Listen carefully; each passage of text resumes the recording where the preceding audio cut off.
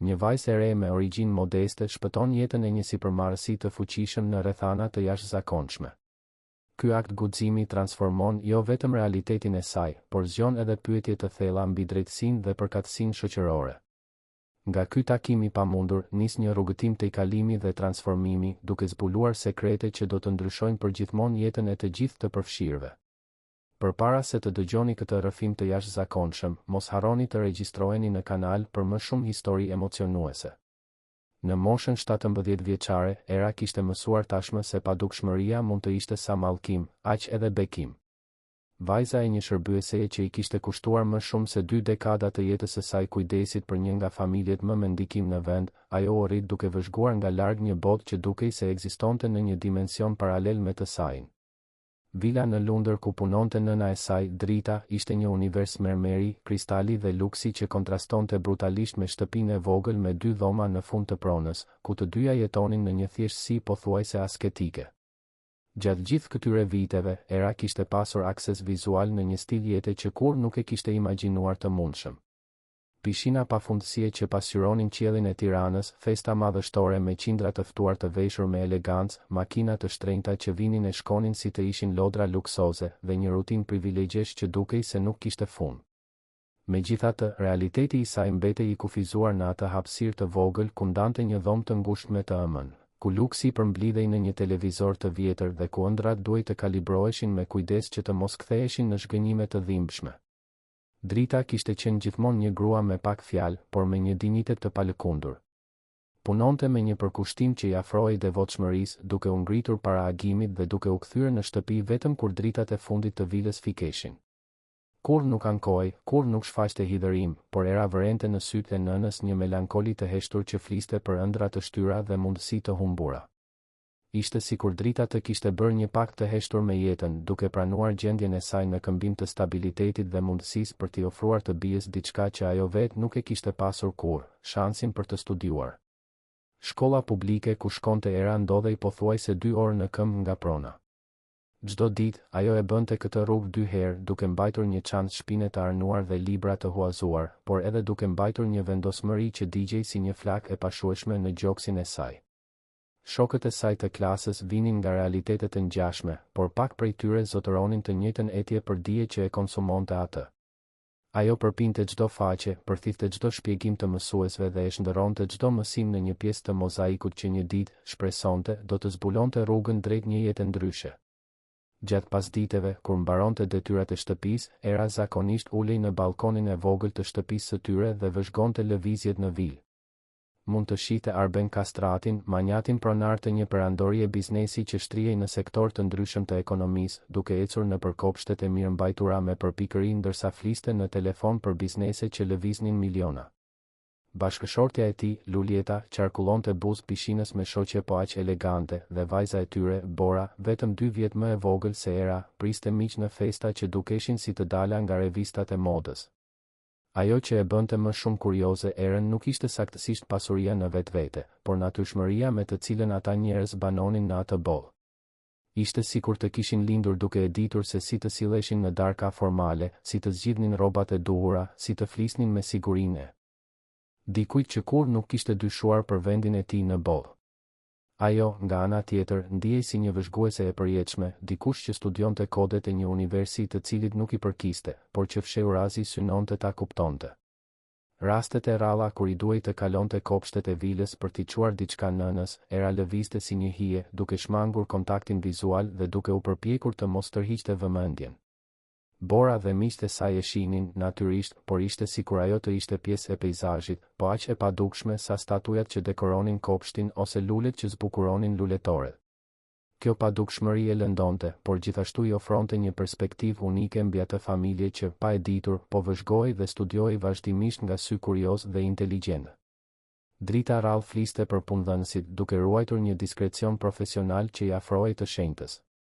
Por her pas here, gjatë darkave të heshtura që ndanin, i shpëtonin komente që zbulonin kompleksitetin e atyre njerëzve që Era i shihte vetëm sipërfaqësisht.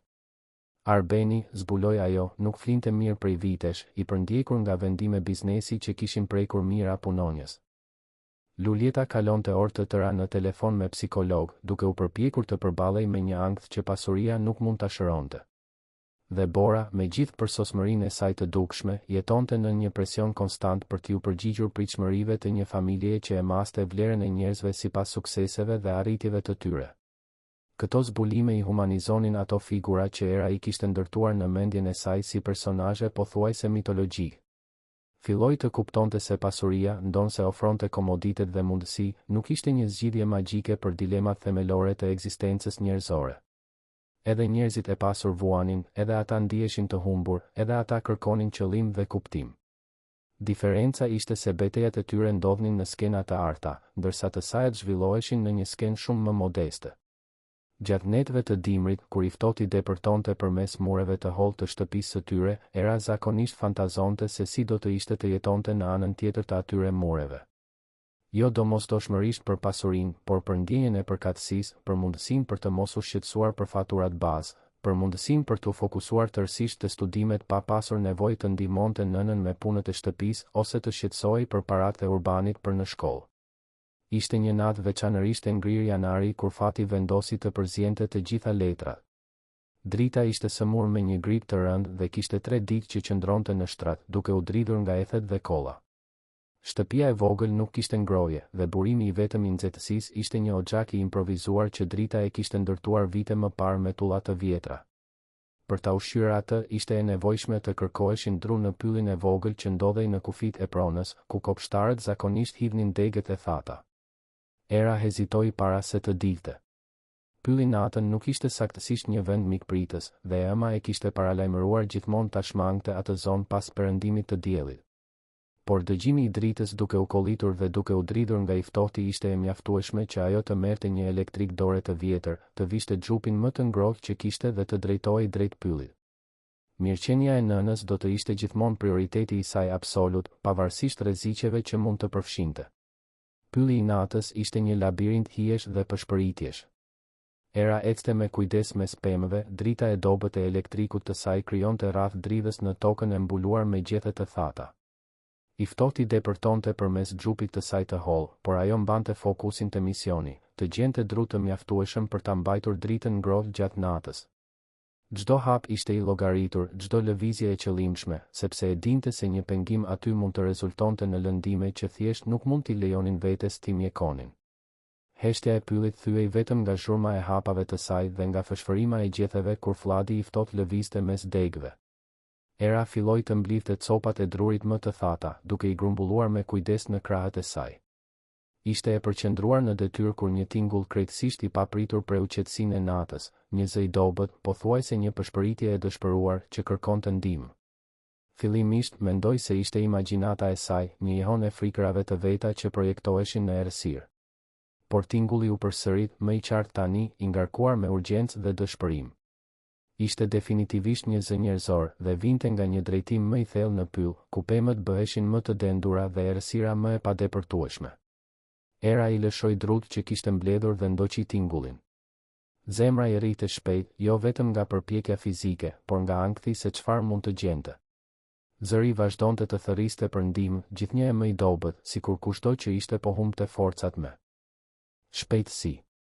Ishte atëherë kur drita e elektrikut të saj ndriçoi një skenë që nuk do ta harronte kurrë gjatë gjithë jetës. I varur mes degëve të një peme të lartë, i bllokuar nga litarët e ngjitjes që dukshëm ishin ngatëruar gjatë një tentative zbritjeje, ishte Arben Kastrati. Manjati që ajo vëzhgonte nga larg çdo ditë, gjithmonë i veshur në mënyrë të patëmet dhe duke rrezatuar autoritet, tani ndodhej në një situatë cenueshmërie absolute. Ai ishte koshient, por qartësisht i lënduar. Njëra nga këmbët varej në një kënd të çuditshëm, duke sugjeruar një thyrje të mundshme, dhe kishte gjak në fytyrën e tij, me gjas rezultat i gërvishtjeve të shkaktuara nga degët gjatë rënies. Rrobat e tij ishin të grisura dhe ai dridhej, sa nga i ftohti aq edhe nga dhimbja. Kur sytë e tij u takuan me ata të erës, ajo pa aty diçka që nuk e kishte parë kurrë më parë, frikë të vërtetë. Ju lutem, përshpëriti ai me një zë të ngjirur, kam nevojë për ndihmë. Kam orë të tëra këtu. Era mbeti e paralizuar për një moment, duke u përpjekur të procesonte situatën surreale. Njeriu më i fuqishëm që njihte, dikush vendimet e të cilit preknin mira jetë dhe lëviznin pasuri të paimagjinueshme, ishte aty duke varur shpresat e ajo, një adoleshente pa burime, për të mbijetuar. Ishte sikur të gjitha rolet shoqërore të ishin pezulluar përkohësisht, duke lënë vetëm dy njerëz në një situatë ekstremisht njerëzore. Reagimi i parë ishte paniku. Çfarë mund të bënte ajo?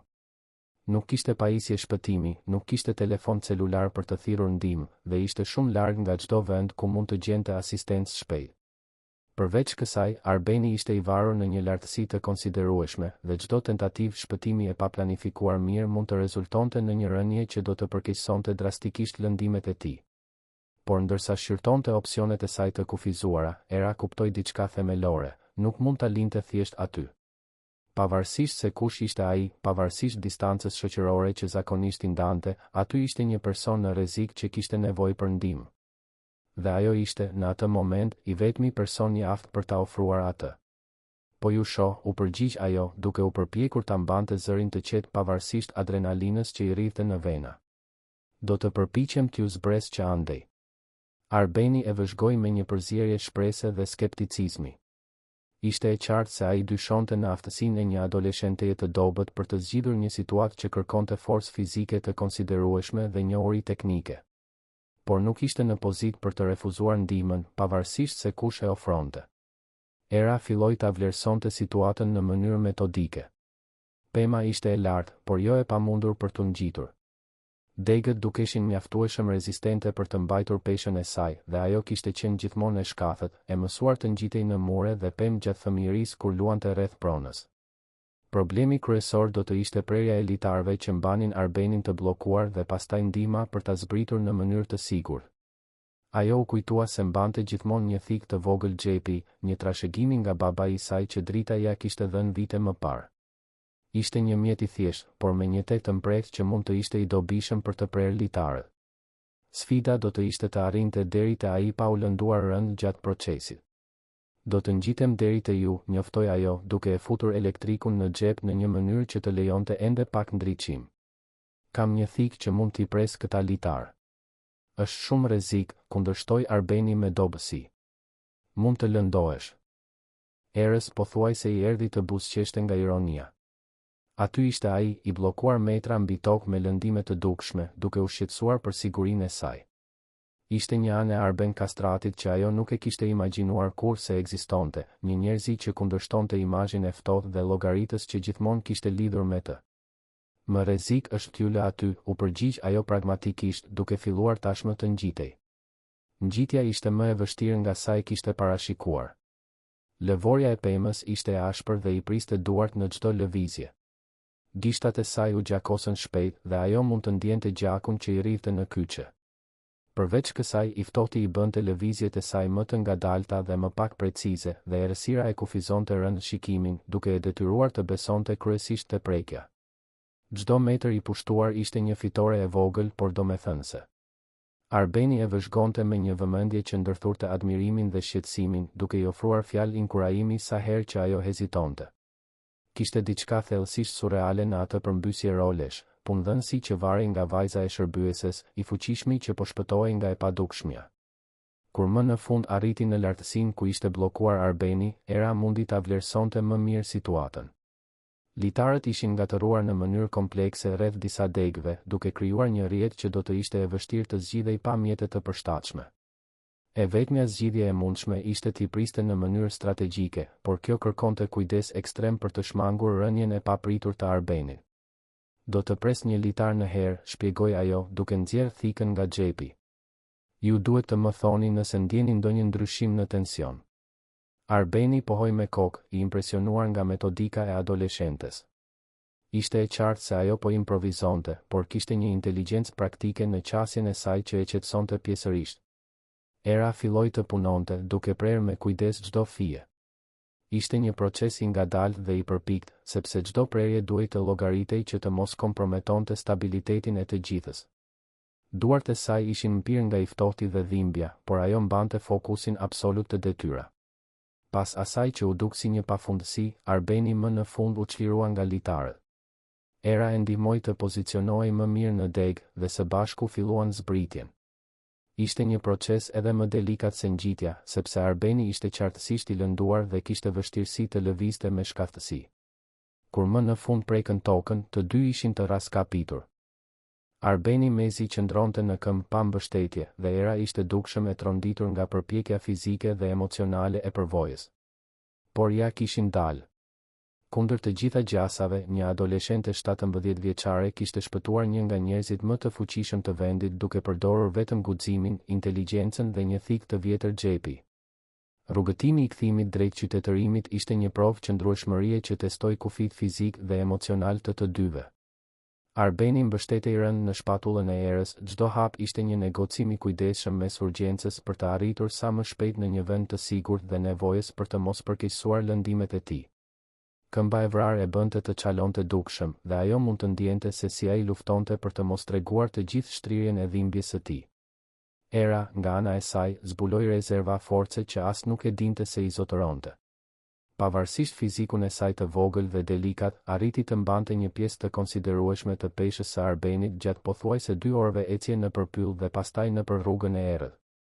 Shpina i dhembe, krahët i dridheshin nga lodhja, por një vendosmëri e hekurt e mbante në lëvizje. Po shpëtonte një jetë dhe kjo ishte gjithçka që kishte rëndësi në atë moment. Gjatë ecjes, u përpoqën të bisedonin për ta mbajtur Arbenin koshient dhe vigjilent.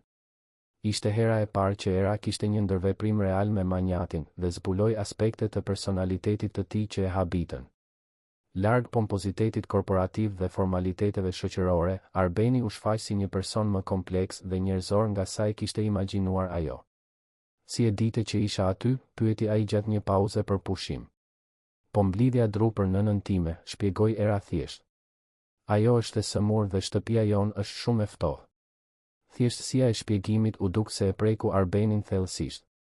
Ai e vëzhgoi me një shprehje të re, sikur po e shihte për herë të parë, vërtet po e shihte, jo thjesht si një figurë periferike në pronën e tij. Nëna jote është drita, tha ai, jo si pyetje, por si konstatim. Ajo punon për ne prej shumë vitesh.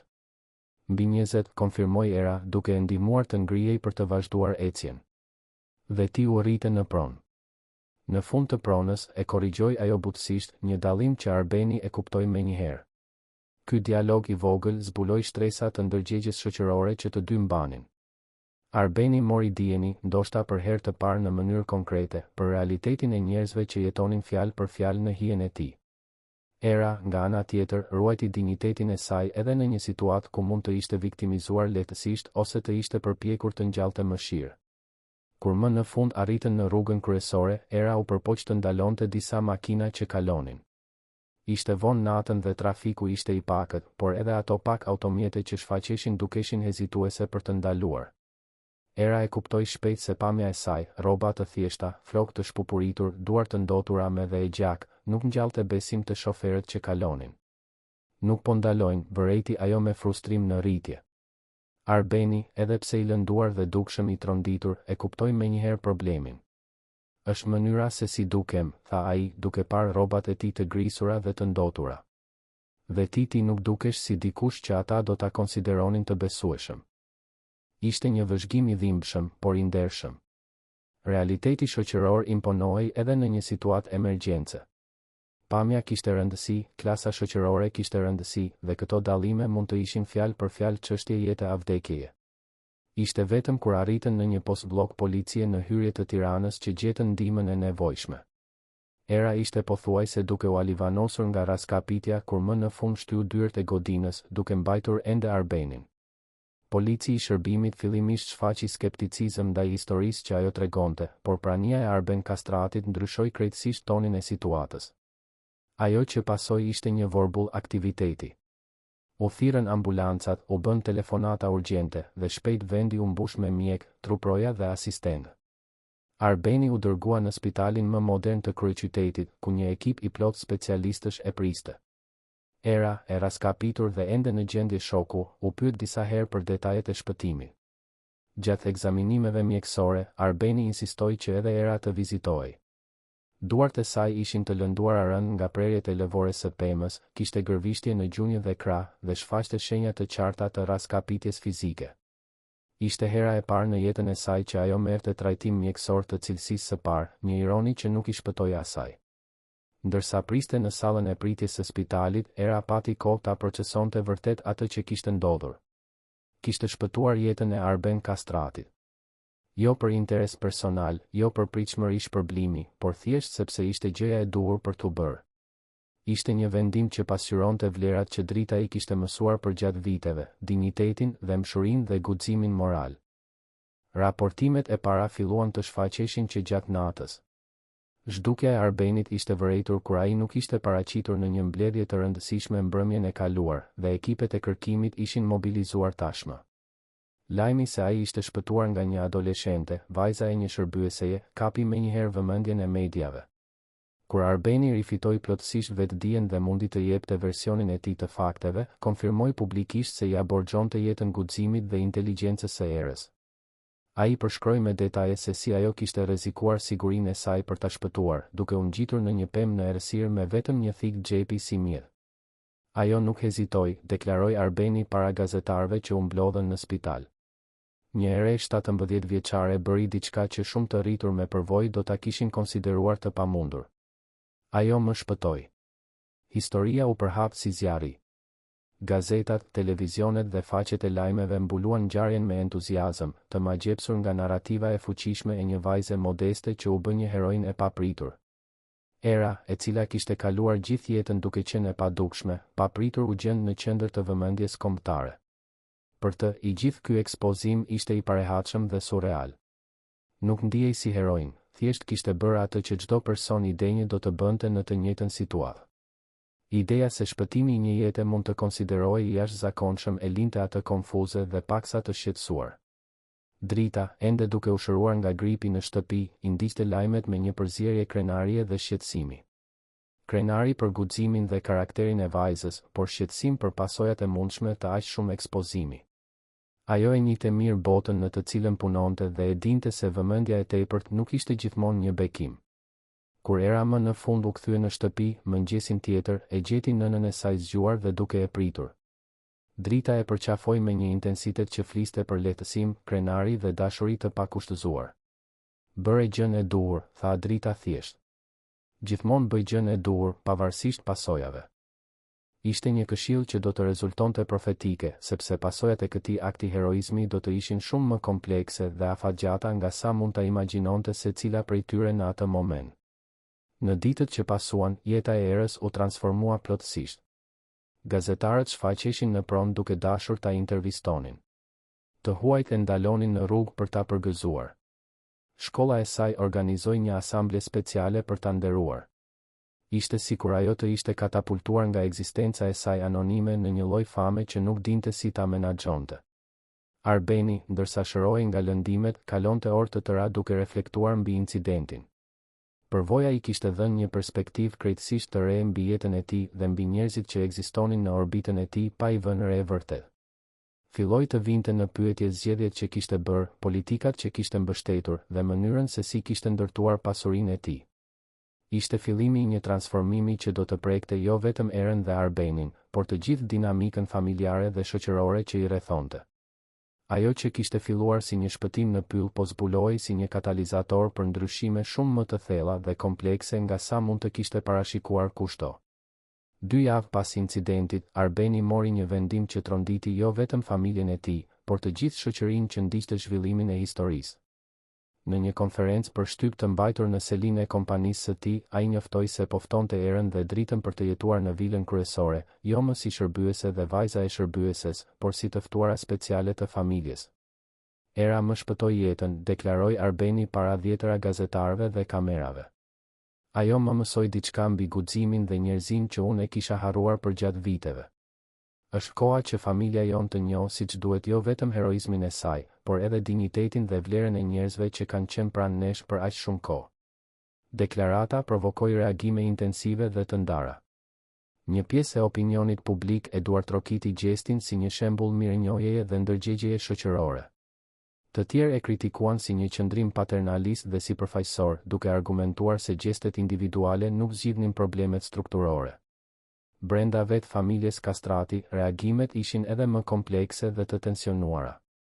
Lulieta, bashkëshortja e Arbenit, e priti lajmin me një elegancë sipërfaqësore që mezi e fshite shqetësimin e saj. Gjatë 20 viteve martes, ajo kishte mësuar të lundronte mes vendimeve impulsive të burrit, por ky dukej veçanërisht problematik. Jo sepse kishte diçka kundër Erës personalisht, por sepse kuptonte implikimet shoqërore të një ndryshimi aq drastik në dinamikën familjare. I dashur, i tha ajo Arbenit në një bisedë private, unë e kuptoj mirënjohjen tënde, vërtet e kuptoj. Por ai ke menduar pasojat? Për ne, për Borën? Arbeni, duke përdorur ende një shkop për shkak të lëndimeve në këmbë, meditoi mbi pyetjen e gruas. Lulieta, unë pothuajse vdiqa në atë pyll. Një vajzë 17 vjeçare rrezikoi jetën për të më shpëtuar. Nëse kjo nuk meriton mirënjohjen dhe respektin ton, atëherë çfarë lloj njerëzish jemi? Nuk është çështje mirënjohjeje, u përgjigj Lulieta me durim. Është çështje praktike. Era u rrit në një botë krejtësisht të ndryshme nga jona.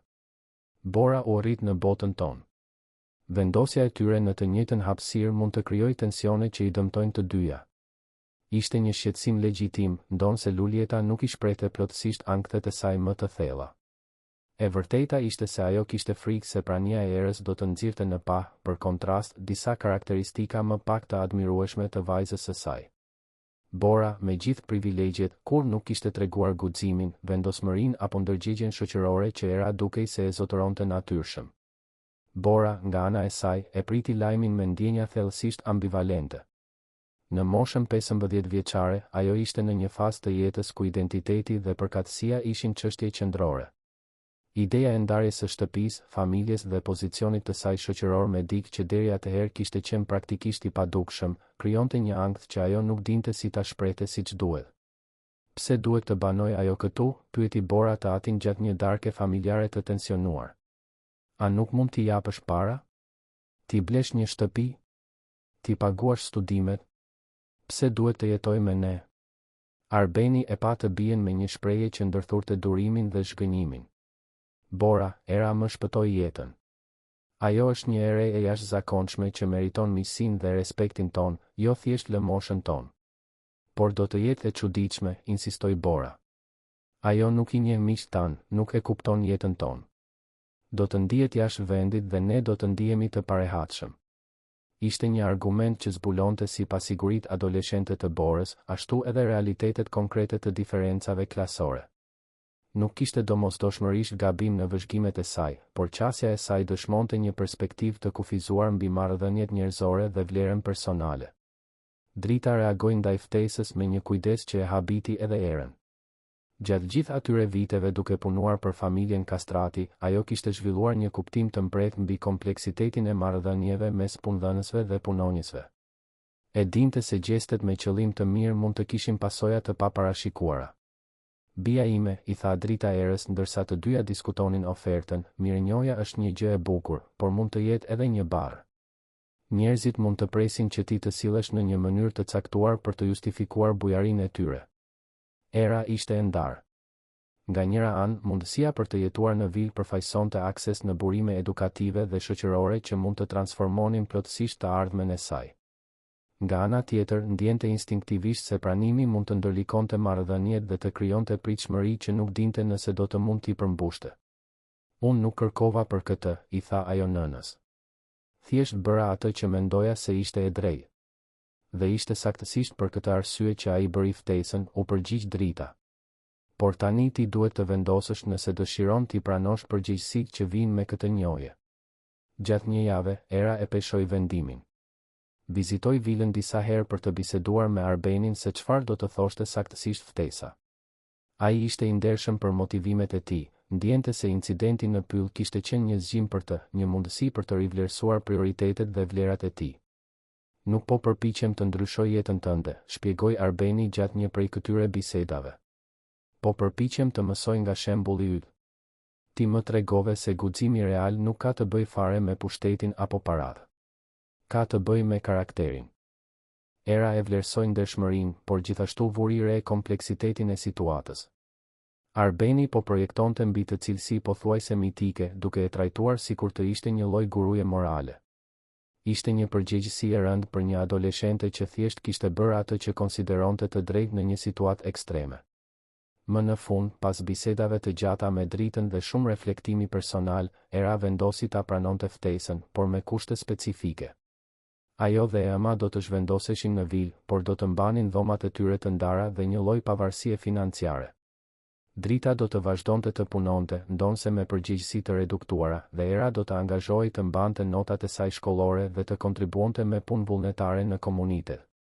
Zhvendosja ndodhi në një pasdite shtatori, me një thjeshtësi që kontrastonte me kompleksitetin emocional të momentit. Era mbante vetëm 2 valigje me pak zotërimet e saj, ndërsa Drita sillte disa lule dhe fotografi që e shndërronin çdo vend në shtëpi. Dhoma që mori Era ishte më e madhe se e gjithë shtëpia ku kishte jetuar gjatë 17 viteve. Kishte një pamje panoramike të kopshteve, një dollap që dukej i tepërt për pak rrobat e saj, dhe një banjë private me një vaskë që mund të mbante 3 persona. Ishte luksoze përtej çdo gjëje që kishte imagjinuar, por gjithashtu e bënte të ndihej si një ndërhyrëse në një botë që nuk ishte e saj. Në javët e para, bashkëjetesa u shënua nga një mirësjellje artificiale që i linte të gjithë të parehatshëm. Bora ruante një kordialitet sipërfaqësor, por shmangte ndërveprimet më të thella. Lulieta përpiqej ta përfshinte Erën në aktivitetet familjare, por ishte e qartë se nuk dinin si të lidheshin natyrshëm.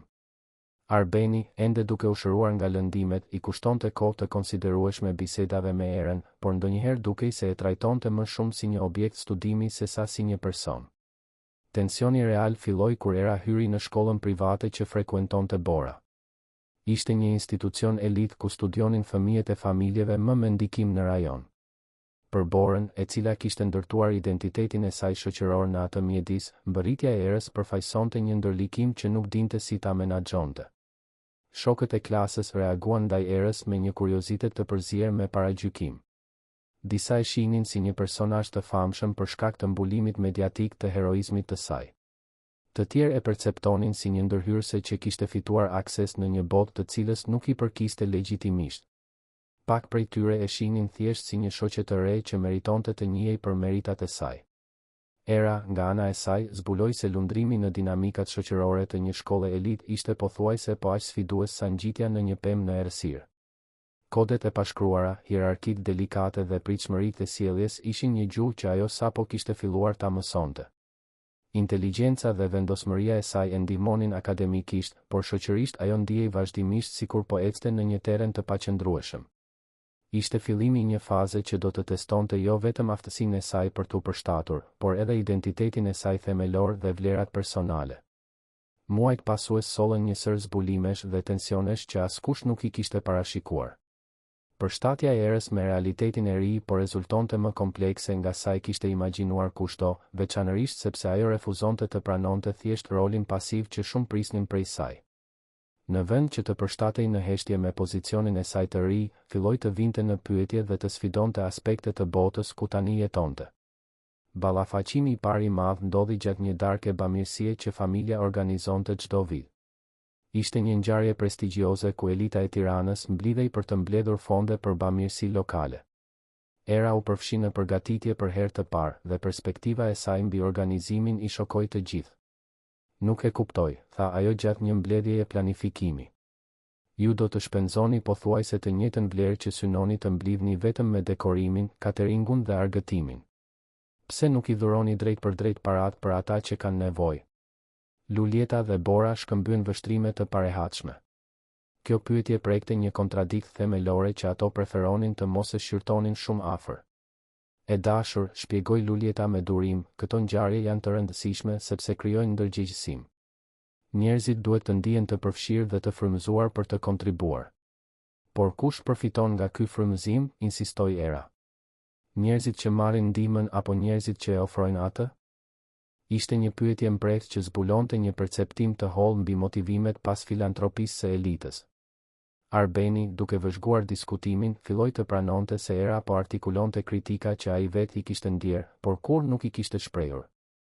Në shkollë, Era përballej me sfida të ndryshme, por po aq zbuluese. Rezultatet e saj akademike ishin të jashtëzakonshme, duke kaluar edhe studentët që kishin pasur avantazhe arsimore që nga fëmijëria. Kjo krijonte një dinamik interesante në marrëdhënien e saj me Borën, e cila gjithmonë ishte konsideruar një nxënëse e talentuar, por tani e shihte veten të tej kaluar nga dikush që kishte ardhur me supozime disavantazhi. Ajo po studion gjithmonë, u ankua Bora me nënën e saj pasi mori nota më të ulta se era në disa lëndë. Është sikur nuk ka jetë shoqërore. Ndoshta edhe ti duhet të studiosh më shumë, sugjeroi Lulieta me delikatesë. Nuk është vetëm kjo, insistoi Bora. Është sikur ajo dëshiron të provojë diçka gjatë gjithë kohës. Është raskapitse. Ishte një vëzhgim që përmbante një të vërtet të dhimbshme. Era vërtet ndjente se duhej të provonte vazhdimisht se meritonte të ishte aty. Çdo notë e lartë, çdo pjesëmarrje e shkëlqyer në klasë, çdo akt mirësie ishte një mënyrë për të justifikuar praninë e saj në një botë që ende nuk e pranonte plotësisht. Tensioni arriti një pikë kritike kur Genti Berisha, një nga studentët më popullor të shkollës dhe interes romantik i Borës, filloi të tregonte interes për Erën. Genti vinte nga një familje me ndikim në sektorin industrial dhe gjithmonë kishte qenë pjesë e rrethit shoqëror të Borës. Interesi i tij për Erën nuk ishte vetëm personal, por edhe intelektual. Ai kishte mbetur i impresionuar nga perspektivat e saj mbi çështjet shoqërore dhe ekonomike që e bënin të vinte në dyshim supozimet e veta. Ajo është ndryshe, i rrëfeu Genti një miku, pa e vënë re se Bora po e dëgjonte. Nuk është vetëm inteligjente akademikisht. Ajo kupton gjëra mbi botën reale që shumica prej nesh nuk kanë pasur nevojë t'i konsiderojnë kurrë. Për Borën, kjo ishte një tradhti e dy fish. Jo vetëm që po humbte vëmendjen e Gentit, por po e humbte ndaj dikujt që e konsideronte një pushtuese në territorin e saj. Rivaliteti që ishte mbajtur i fshehur për muaj të tërë më në fund shpërtheu gjatë një feste në shtëpinë e familjes Krasniqi, ku disa familje të elitës mblidheshin për të festuar ditëlindjen e Besnik Krasniqit, patriarkut të familjes. Gjatë festës, Era u prezantua me sipërmarrës të ndryshëm dhe personalitete me ndikim. Inteligjenca dhe mbretësia e saj tërhoqën vëmendjen, por krijuan edhe situata të parehatshme kur ajo vuri në pyetje praktika korporative apo politika shoqërore që të pranishmit i konsideronin të padiskutueshme. Kjo e re ka opinione shumë të forta për dik aq të re, komentoi diskretisht bashkëshortja e një prej sipërmarrësve me Lulietën. Dhe disa prej tyre janë interesante. Komenti ishte i ngarkuar me nën tekst. Interesante ishte një eufemizëm për problematike apo subversive. Era po shënoi si dikush që mund të shkaktonte probleme për status quon që ato familje punonin ta mbanin. Situata u ndërlikua edhe më shumë kur Ilir Hoxha, një avokat i ri që punonte për një ujqe të drejtave të njerëzit, u shfaq në festë si shoqërues i njërës prej vajzave të familjes Gashi. Iliri u interesua menjëherë për idetë e Erës dhe filloi një bisedë të thellë mbi drejtësinë shoqërore dhe përgjegjësinë korporative. A e keni konsideruar ndonjëherë të studioni drejtësi? E pyeti Iliri Erën. Perspektivat tuaja mbi çështjet shoqërore janë shumë më të sofistikuara se ato të shumicës së studentëve universitarë që njoh. Biseda mes Ilirit dhe Erës u zgjat gjatë gjithë natës, duke e lënë Borën gjithnjë e më shumë të frustruar. Jo vetëm Genti tregonte interes për Erën, por tani edhe një profesionist i ri, tërheqës dhe i suksesshëm po ashtu e shihte atë si magjepsëse. Ajo po bën sfilat, i përshpëriti Bora një shoqeje. Po shtiret sikur është më inteligjente nga sa është në të vërtetë për të impresionuar të rriturit. Por e vërteta ishte se Era nuk po shtirej për asgjë. Përvoja e saj e jetës i kishte dhënë një perspektivë unike mbi pabarazinë dhe drejtësinë që rezononte me njerëzit që punonin në fusha të ngjashme. Inteligjenca e saj natyrore, e ndërthurur me një ndërgjegje shoqërore të mbret, krijonte një kombinim që shumë e shihnin si të papërmbajtshëm. Pika e thyerjes erdhi kur Arbeni njoftoi se po krijonte një fondacion të fokusuar te edukimi i të rinjve me të ardhurat të ulta dhe donte që Era ta ndihmonte në zhvillimin e tij. Ishte një njohje publike se ai vlerësonte perspektivat e saj dhe donte t'i përfshinte ato në projektet e tij filantropike. Ajo nuk është as 18 vjeç, protestoi Bora gjatë një diskutimi familjar të nxehtë. Si mund të jetë përgjegjëse për një fondacion? Ajo nuk do të jetë përgjegjëse, sqaroi Arbeni. Do të jetë një këshilltare duke ofruar perspektiva mbi nevojat reale të komuniteteve që duam të shërbejmë. Por pse ajo, insistoi Bora. Ekzistojnë edukator profesionist, punonjës social, njerëz me përvojë reale. Arbeni e pa të bien me një shprehje që ndërthurte durimin dhe zhgënjimin. Bora, Era u rrit në komunitetin që ne duam të ndihmojmë. Ajo I kupton këto nevoja në një mënyrë që asnjë profesionist nuk mund t'i kuptojë. Përveç kësaj, ajo më shpëtoi jetën. A nuk do të thotë kjo asgjë për ty? Pyetja mbeti e varur në ajër duke krijuar një heshtje të parehatshme. Bora kuptoi se kishte kaluar një vijë, por gjithashtu ndjente se pozicioni I saj në familje po kërcënohej në një mënyrë që nuk mund ta luftonte drejt për drejt. Drita, duke vëzhguar tensionet në rritje të pozicionit të tyre të ri në shtëpi, u përpoq të bisedonte me Erën mbi dinamikat familjare komplekse që po zhvilloheshin. Bia ime, tha Drita gjatë një bisede private, duhet të kesh kujdes. Njerëzit mund ta pranojnë praninë tënde, por kjo nuk do të thotë se kanë pranuar ndikimin tënd. Por unë nuk po përpiqem të kem ndikim, protestoi Era. Thjesht po jam vetvetja. Dhe ky është saktësisht problemi, u përgjigj Drita me mençuri. Të jesh vetvetja në një botë që pret konformitet mund të interpretohet si një kërcënim. Ishte një këshill e thellë që prekte zemrën e konflikteve me të cilat përballej Era. Autenticiteti I saj, që kishte qenë forca e saj më e madhe, po bëhej burim tensioni në një mjedis ku ruajtja e dukjes dhe hierarkive ishte themelore. Ndërkohë, Lulieta filloi të kuptonte se problemet nuk ishin vetëm mbi xhelozin adoleshente apo rregullimet e bashkëjetesës. Era po sfidonte sinqerisht themelet e stilit të jetesës së familjes, duke vënë në pyetje praktika dhe vlera që ata I kishin pranuar pa pyetje gjatë dekadave. Arben, I tha ajo burrit në një bisedë nate, a e kupton se sjellja e Erës në familjen tonë nuk ishte vetëm një akt mirënjohjeje? Ishte një vendim që po ndryshon se kush jemi ne si familje. Arbeni meditoi mbi fjalët e gruas. Po fillonte të kuptonte se shpëtimi në pyll kishte qenë vetëm fillimi I një transformimi shumë më të thellë dhe kompleks nga sa kishte imagjinuar. Dhe ky transformim po prekte jo vetëm atë, por të gjithë dinamikën familjare dhe shoqërore që e rrethonte. Momenti I së vërtetës erdhi në një mënyrë që askush nuk mund ta kishte parashikuar. Ishte një natë dhjetori, pothuajse një vit pas shpëtimit në pyll, kur Era zbuloi rastësisht dokumente që do të ndryshonin plotësisht kuptimin e saj mbi gjithë situatën. Ajo po ndihmonte Dritën të organizonte disa letra të vjetra në zyrë kur gjeti një dosje të harruar mes dokumenteve të tjera. Fillimisht mendoi se ishin thjesht kontrata pune apo dokumente administrative rutinë. Por duke shfletuar letrat, gjeti diçka që e la krejtësisht të habitur, certifikata lindjeje, dokumente mjekësore dhe korrespondenca që përmendnin emrin e saj dhe të nënës së saj në kontekste që nuk mund t'i kuptonte menjëherë. Nën, thiri Era Dritën, e cila po organizonte një dollap tjetër. Çfarë janë këto dokumente? Drita u afrua dhe, kur pa letrat në duart e vajzës, u zbe dukshëm. Ishte momenti që ishte trembur gjatë gjithë atyre viteve, zbulimi që e dinte se një ditë do t'i duhej ta bënte, por që kishte shpresuar ta shtynte pafundësisht. Era, tha Drita me një zë dridhës, mendoj se është koha që ti ta dish të vërtetën. E vërteta që Drita zbuloi atë natë transformoi plotësisht kuptimin e Erës mbi identitetin e saj dhe mbi ngjarjet e muajve të fundit. Arben Kastrati nuk ishte thjesht punëdhënësi I nënës së saj, ai ishte babai I saj biologjik. Historia filloi 20 vjet më parë, kur Drita ishte një studente e re nga një familje modeste që kishte fituar një bursë studimi në Tiranë. Ajo punonte me kohë të pjesshme si sekretare në kompaninë e Arbenit për të paguar studimet. Arbeni, në atë kohë një sipërmarrës I ri ambicios, I sapo martuar me Lulietën, filloi një marrëdhënie me Dritën që zgjati pothuajse 2 vjet. Isha e dashuruar, rrëfeu Drita, me lotët që I rridhnin në fytyrë. Dhe besoja se edhe ai ndjente të njëjtën gjë. Por kur zbulova se isha shtatzën, çdo gjë ndryshoi. Arbeni po ndërtonte karrierën e tij, reputacionin e tij shoqëror. Një skandal mund të shkatëronte çdo gjë që ai kishte punuar për të ndërtuar. Arbeni I ofroi para që Drita të ndërpriste shtatzënin ose të zhvendosej larg.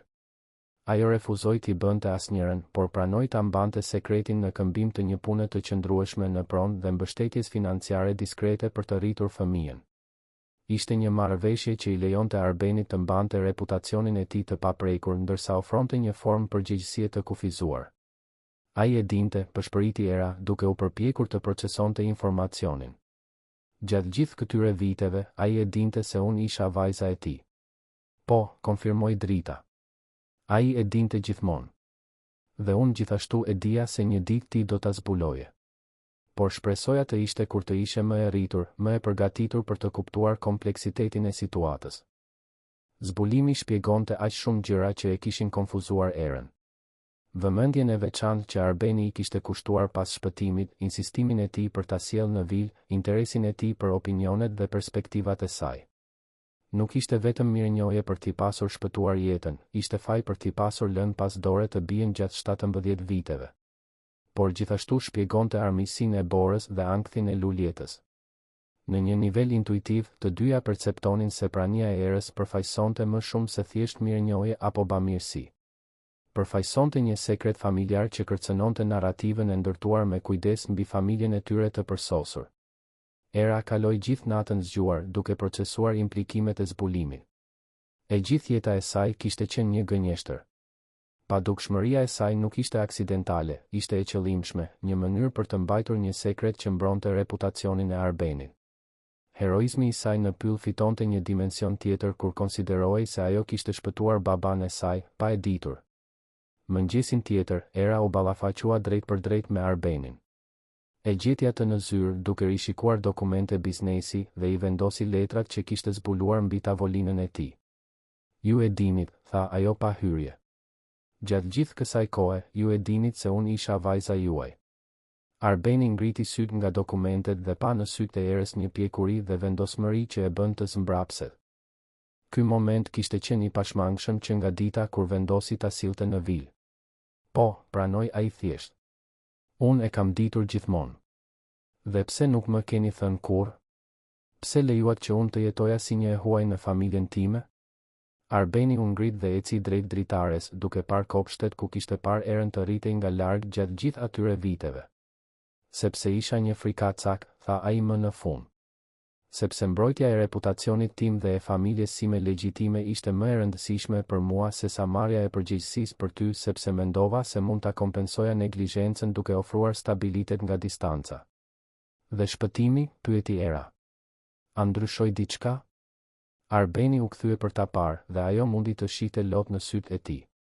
Ndryshoi çdo gjë, tha ai. Kur ti më shpëtove në atë pyll, kuptova se vajza ime ishte bërë një person I jashtëzakonshëm pavarësisht mungesës sime, jo për shkak të saj. Ti më tregove një guxim që unë nuk e kam pasur kurrë. Jo vetëm për të ngjitur në një pemë në errësirë, por për të jetuar me dinjitet edhe duke qenë refuzuar nga babai yt. Biseda u zgjat për orë të tëra, me Arbenin që më në fund tregonte versionin e tij të ngjarjeve dhe erën që bënte pyetjet që I kishte mbajtur gjatë gjithë jetës pa e ditur. Ajo zbuloi se ai e kishte ndjekur zhvillimin e saj shkollor nga distanca, që kishte garantuar diskretisht që ajo të kishte akses të mësuesit më të mirë në shkollën publike, që kishte luftuar me fajin gjatë viteve. Pse tani? Pyeti ajo. Pse vendoset ti ndryshoni gjërat tani? Sepse rreziku për të humbur jetën më bëri të kuptoja se po humbisja diçka shumë më të vlefshme, u përgjigj Arbeni. Po humbisja shansin për të njohur vajzën time, për të qenë krenar për të hapur, për të qenë pjesë e jetës së saj në një mënyrë që kishte rëndësi. Zbulimi krijoi valë tronditse në të gjithë familjen. Luljeta, e ballafaquar me të vërtetën që kishte dyshuar por kur nuk e kishte konfirmuar, u desh të përballej me tradhtinë bashkëshortore dhe praninë konstante të provës së asaj tradhtie në shtëpinë e saj. Bora zbuloi se personi që e konsideronte një ndërhyrëse ishte, në të vërtetë, motra e saj, dikush me të cilën do t'i duhej të ndante jo vetëm shtëpinë, por edhe identitetin familjar. Më gënjeve, u ballafaqua Luljeta me Arbenin në një diskutim privat intensiv. Gjatë gjithë këtyre viteve, lejove që unë ta trajtoja vajzën tënde si një shërbyese.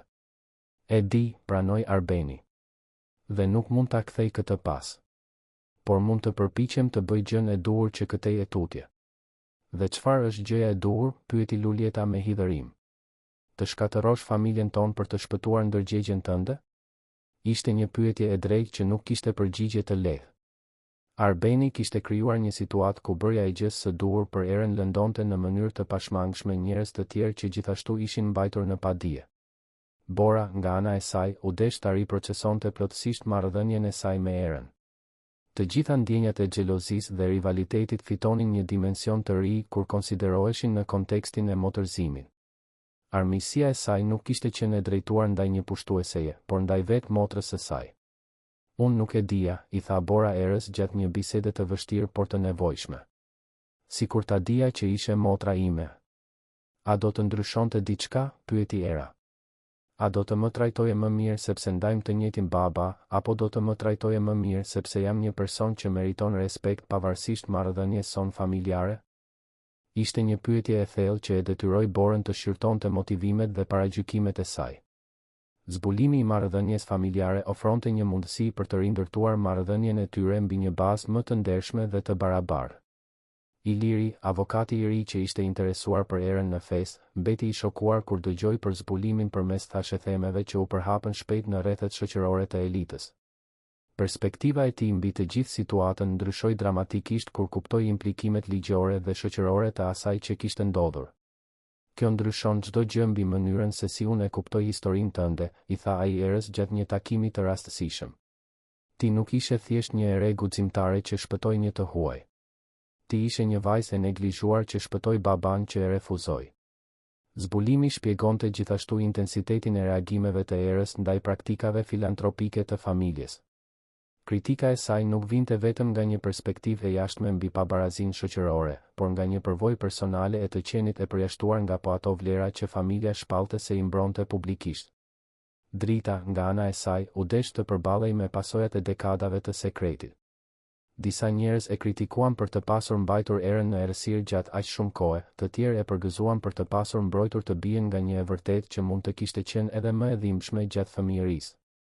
Bëra atë që mendoja se ishte më e mira në atë kohë, u mbrojt Drita kur u pyet mbi zgjedhjet e saj. Ndoshta nuk ka qenë e përsosur, por është bërë me dashuri dhe me qëllimin për të mbrojtur vajzën time. Ndërsa lajmi përhapej, era u desh të përballej jo vetëm me ndryshimet në familjen e saj, por edhe me reagimet e shoqërisë në përgjithësi. Historia e saj e heroizmit fitonte një dimension të ri kur kontekstualizohej nga atësia neglizhente, duke krijuar debate mbi përgjegjësinë familjare dhe drejtësinë shoqërore që shkonin shumë përtej situatës së saj personale. 6 muaj pas zbulimit familjar që transformoi plotësisht dinamikën e familjes Kastrati, plagët ishin ende duke u shëruar, por një konfigurim i ri familjar po shfaqej.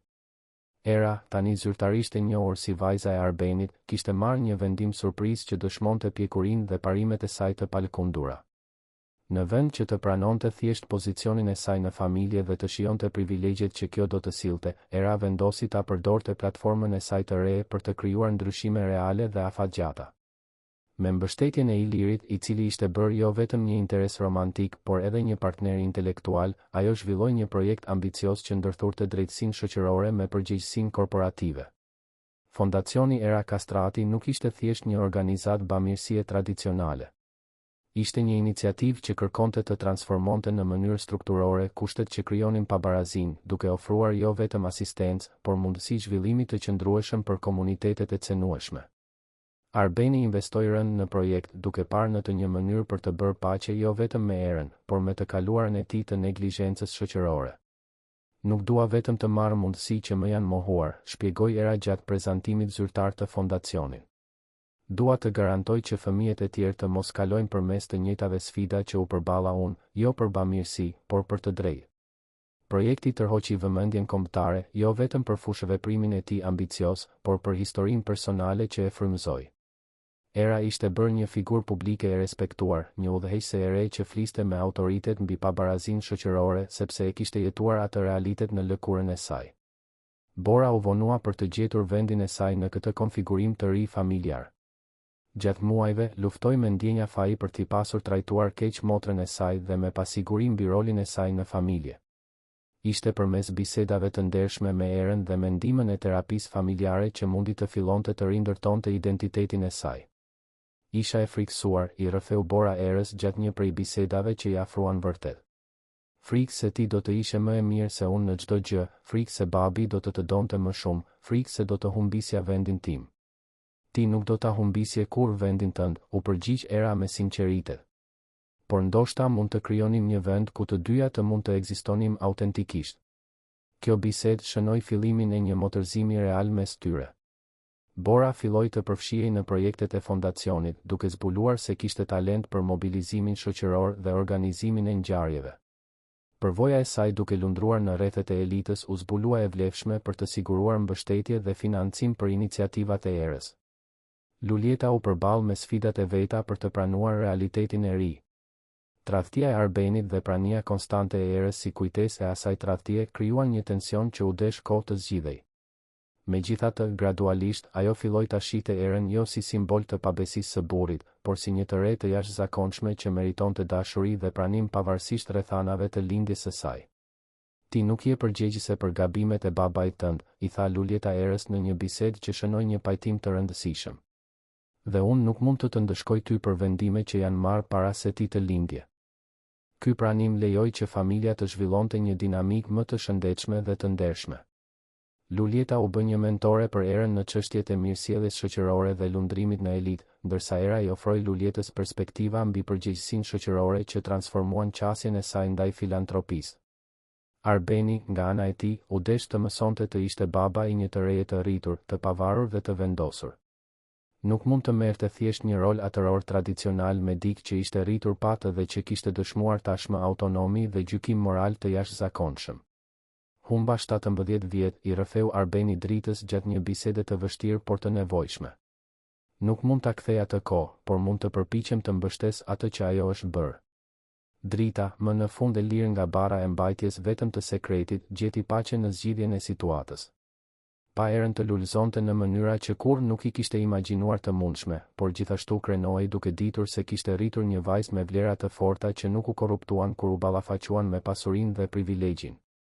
A të kujtohet çfarë të mësova mbi bërjen gjithmonë të gjës së duhur, e pyeti Drita erën gjatë një shëtitjeje nëpër kopshtet e vilës.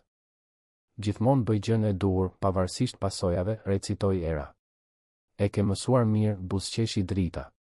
Edhe kur pasojat ishin shumë më komplekse nga sa mund ta imagjinonte secila prej nesh.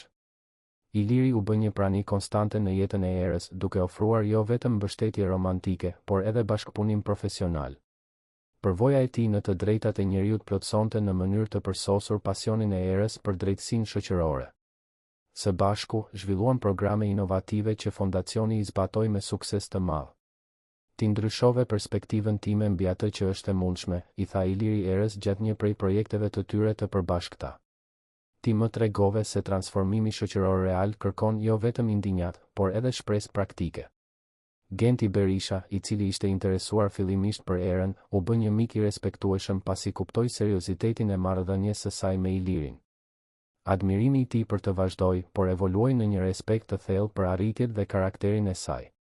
Një vit pas zbulimit familjar, era u diplomua në shkollën e mesme si nxënësja më e mirë e brezit.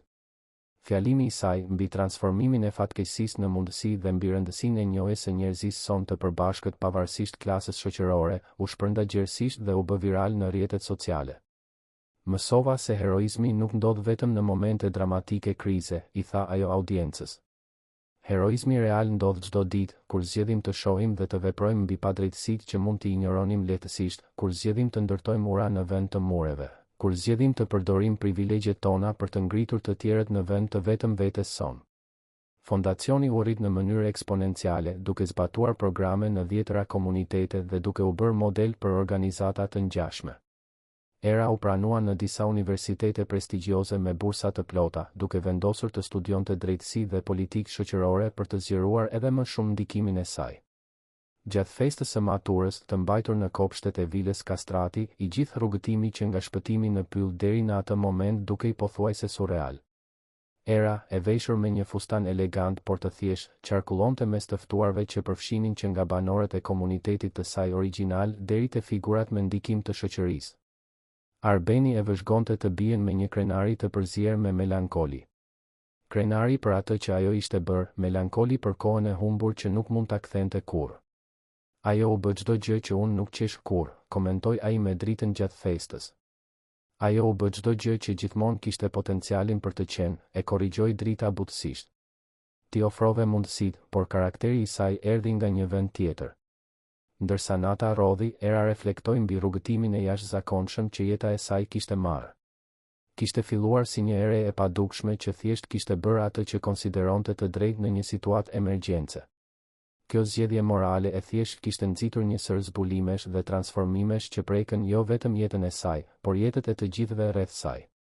Skena e fundit e gjeti erën në këmbë në të njëjtin vend të pyllit ku kishte gjetur Arbenin një vit e gjysmë më parë. Iliri ishte pranë saj dhe ajo mbante një pllakë të vogël për kujtimore që fondacioni po instalonte për të shënuar vendin ku filloi çdo gjë. Ndonjëherë pyes veten se çfarë do të kishte ndodhur sikur të kisha marrë një vendim ndryshe atë natë, tha Era, duke medituar mbi vendin ku jeta e saj kishte ndryshuar përgjithmonë. Ti nuk mund të kërkoje një vendim ndryshe, u përgjigj Iliri. Nuk është në natyrën tënde të injorosh dikë që ka nevojë për ndihmë. Era buzëqeshi, duke kuptuar se ai kishte të drejtë. Ajo natë në pyll nuk kishte qenë një moment zgjedhjeje koshiente mes alternativave. Kishte qenë një moment ku karakteri i saj themelor u shfaq automatikisht. Dhe çdo gjë që pasoi kishte qenë pasojë natyrore e asaj që ajo kishte qenë gjithmonë. Ndërsa ecnin mbrapsht për në shtëpi, Era e dinte se rrugëtimi i saj sapo kishte filluar. Kishte zbuluar familjen e saj, kishte gjetur qëllimin e saj dhe kishte zhvilluar një platformë për të krijuar ndryshime reale në botë. Më e rëndësishmja, kishte mësuar se përkatësia e vërtet nuk vjen nga pranimi nga të tjerët, por nga qëndrimi besnik ndaj vlerave të veta pavarësisht rrethanave. Historia e Erës ishte bërë një narrativ mbi guximin, jo vetëm llojin dramatik të dëshmuar gjatë një shpëtimi, por llojin e përditshëm të nevojshëm për të jetuar autentikisht dhe për të luftuar për drejtësi në një botë komplekse dhe shpesh të padrejtë.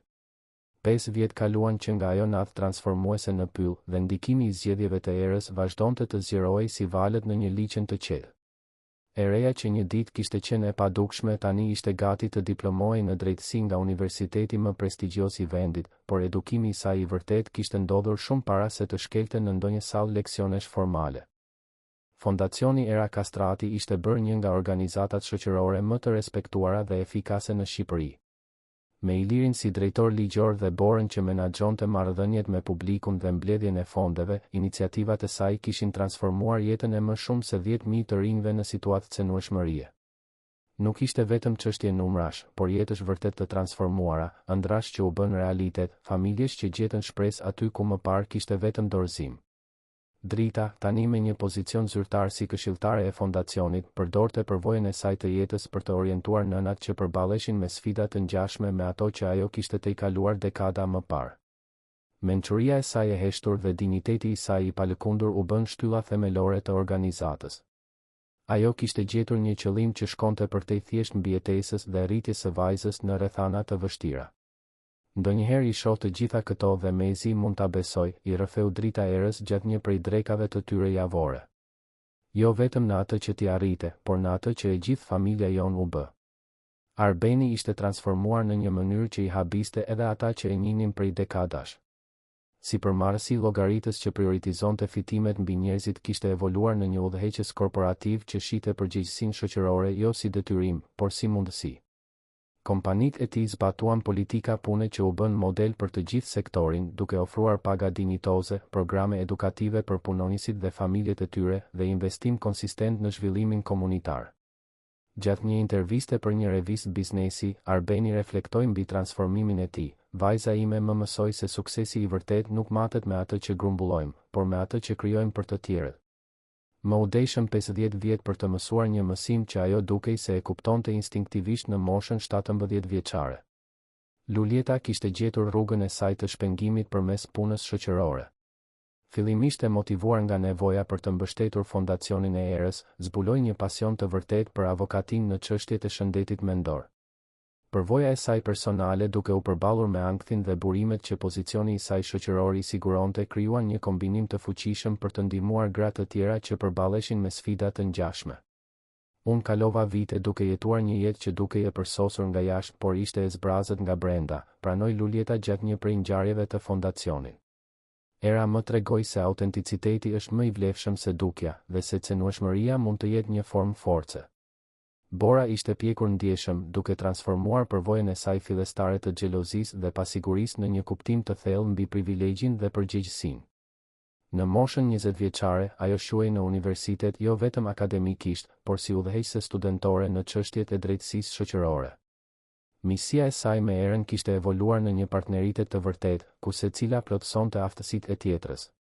Unë dikur mendoja se bota kishte hapësirë të kufizuar për njerëz të jashtëzakonshëm, shpjegoi Bora gjatë fjalimit të saj si oratore e maturës së saj. Motra ime më mësoi se njerëzit e jashtëzakonshëm krijojnë më shumë hapësirë që edhe të tjerët të jenë të jashtëzakonshëm. Iliri ishte martuar me Erën në një ceremoni të thjeshtë por emocionuese të mbajtur në kopshtet e fondacionit, me praninë e qindra të rinjve jetët e të cilëve ishin transformuar nga puna e saj. Ngjarja simbolizonte në mënyrë të përsosur vlerat e çiftit, elegancë pa luks të tepërt, festimi fokusuar te komuniteti dhe shpresë e drejtuar drejt së ardhmes. Genti Berisha ishte bërë një sipërmarrës shoqëror i respektuar, i frymëzuar nga shembulli i transformimit të familjes Kastrati. Kompania e tij kishte adoptuar praktika të qëndrueshme dhe programe të përgjegjësisë shoqërore që ndikuan në të gjithë familjen dhe rrethin e tij shoqëror. Her pas here, ai reflektonte se si një interes adoleshent për një shoqe ishte shndërruar në një revolucion personal vlerash. Prona e familjes Kastrati ishte transformuar pjesërisht në një qendër trajnimi për udhëheqësit e rinj komunitar. Kopshtet madhështore tani mbanin salla leksionesh ku adoleshentë nga të gjitha origjinat shoqërore mësonin mbi sipërmarrjen shoqërore, të drejtat e njeriut dhe udhëheqjen etike. Vila vazhdonte të ishte shtëpia e familjes, por gjithashtu shërbente si hapësirë për programe edukative dhe ngjarje të zhvillimit komunitar.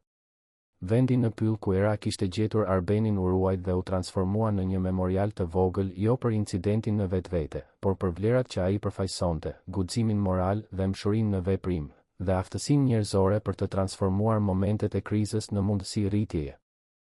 Një pllak e thjeshtë shënonte vendin me fjalët që u bën motoja jo zyrtare e fondacionit, gjithmonë bëj gjën e duhur, pavarësisht pasojave.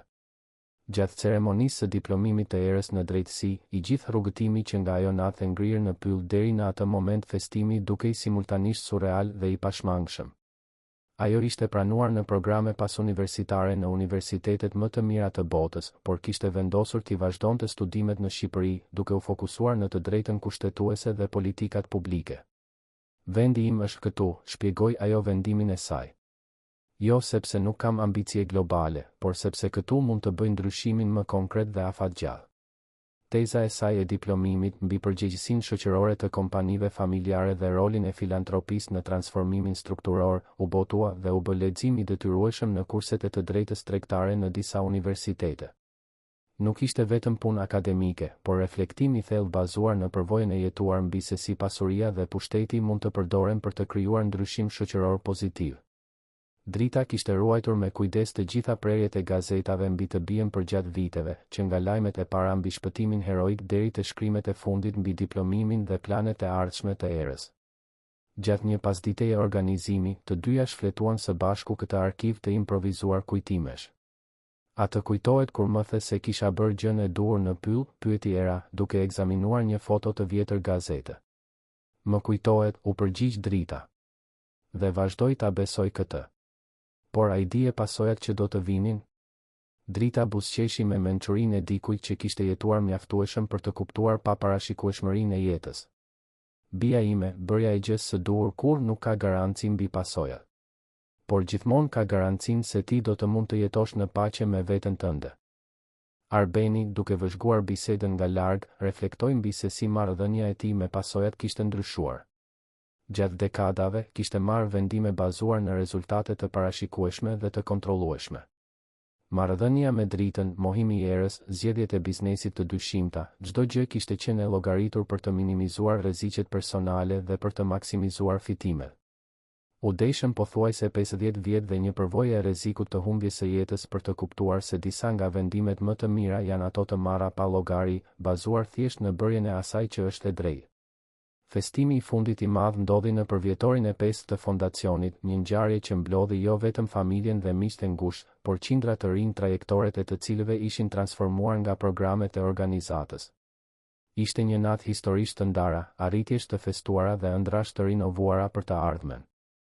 Era, tani një avokate e re 22 vjeçare, vëzhgonte turmën e mbledhur në kopshtet që një ditë I kishte njohur vetëm si vëzhguese e largët. Iliri ishte pranë saj, duke diskutuar planet për të zgjeruar programet ligjore të fondacionit.